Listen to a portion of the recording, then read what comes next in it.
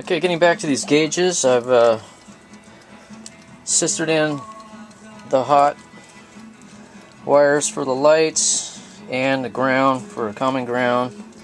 And what I'm going to do is find the instrument cluster lighting and put this pigtail in there so that it's semi-permanent, and I'll note it so for future use if I need to hook up to just the instrument lights, I'll do it. And I'll use this terrific high-tech splicer into the current instrument lights cluster. So not horribly exciting, but small detail to make this thing work right. Okay, so to get to the instrument cluster lights in the back, I gotta pull the instrument cluster out again. It's a pain in the ass, which means I'll have to disconnect that Speedo cable from the back. Hopefully I can get this in the next, I don't know, 20 minutes. Alright, that's what I had the splice before years ago.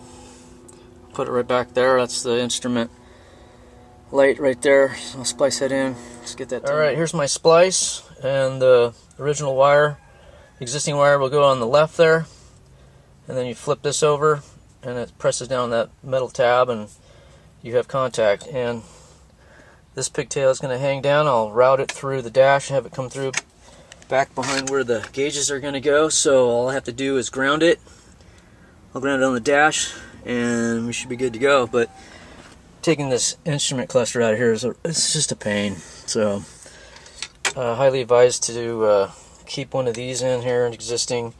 Makes life easier in the future. Alright, got my splice in. Not horribly exciting, of course. And I'll fish the hot wire back inside the dash there, right below that duct, right down in there, and then we'll get it going. Alright, got the hot wire hooked up. I got it grounded to the dash, which is with an existing ground, so that's good. Now all I got to do is put the gauges in and feed them through the firewall that way, and I can put those bulbs in the back and we should be good to go.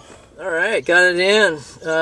Did a little futzing in the back, but it's best to hook up your wires and your electrical first and then feed it through the back, and feed your outgoing temperature and oil tubing out through the firewall, and then you get to play with those two little nuts on the back to get that bracket up against the facing bracket. But